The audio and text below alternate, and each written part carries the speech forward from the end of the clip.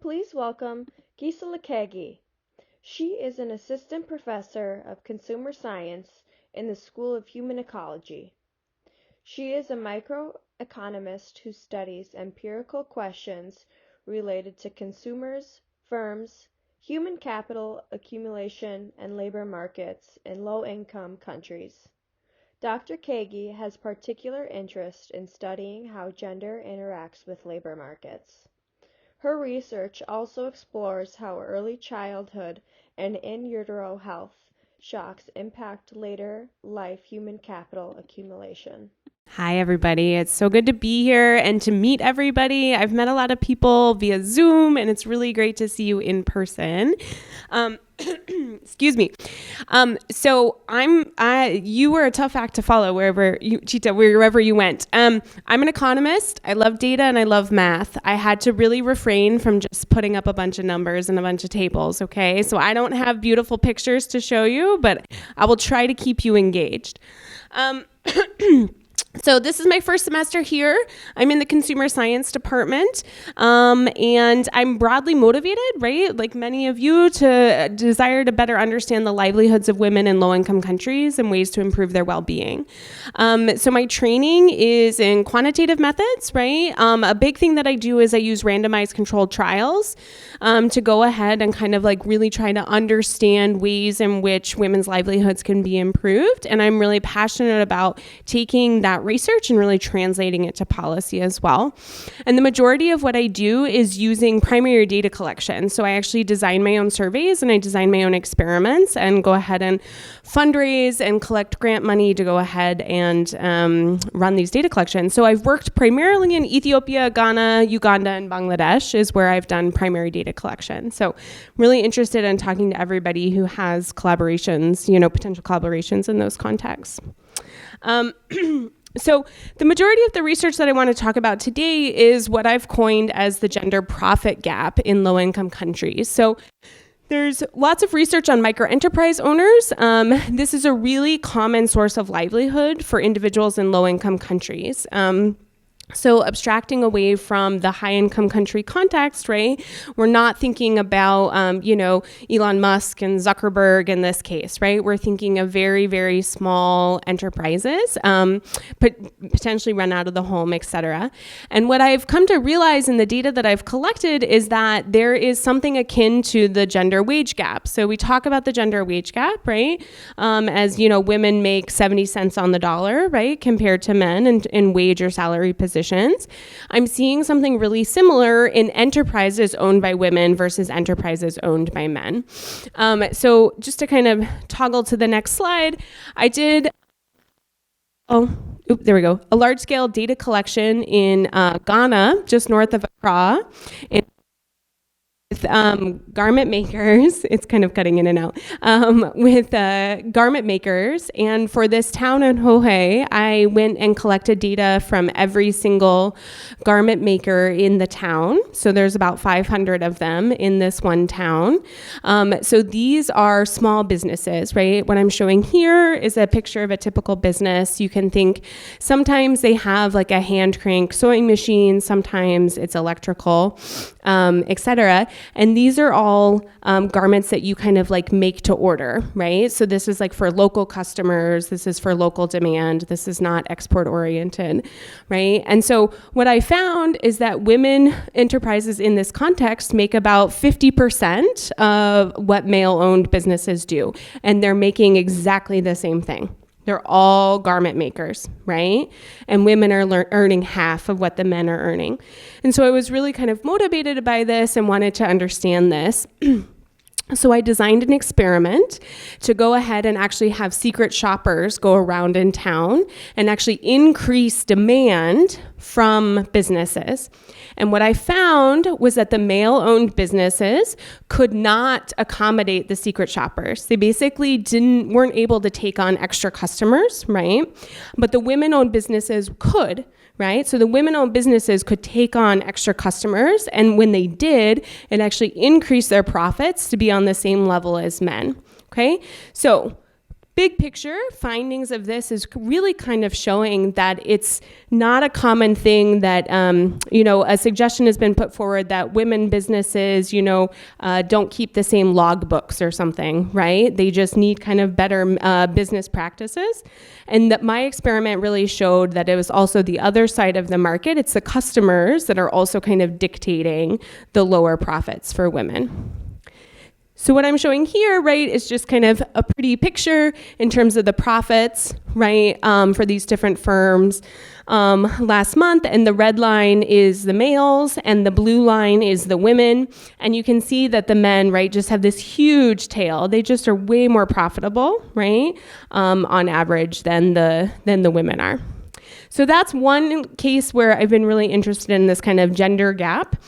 I've also worked in a very opposite kind of context of thinking about industrial parks. So this is a picture of the Hawassa Industrial Park in Ethiopia. At its full capacity before COVID, it employed roughly 60,000 women.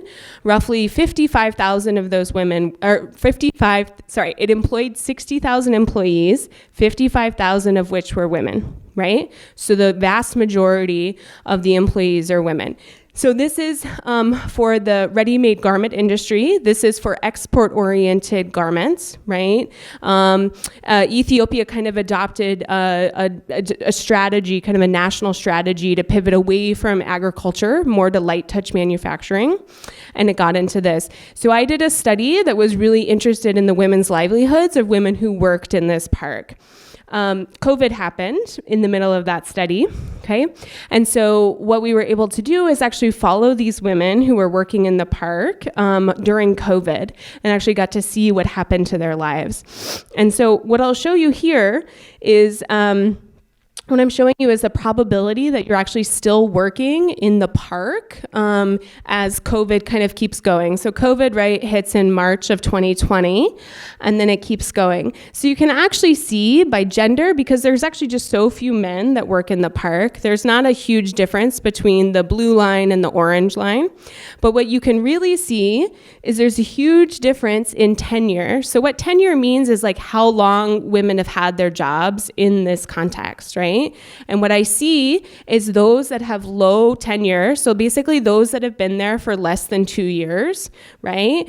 They basically got fired when COVID happened and then they never got their jobs back, right? That's the bottom line of what I'm seeing. So the main takeaway here from this study is that the employment effects are really large and persistent and are impacting those that are the most vulnerable.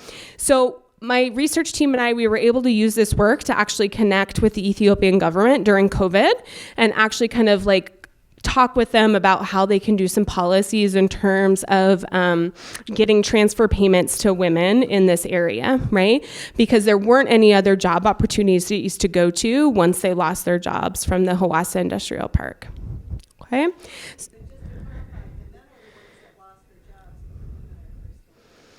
No, so both men and women lost their jobs. So that's what the left side is showing. Sorry, this is a little confusing without more detail.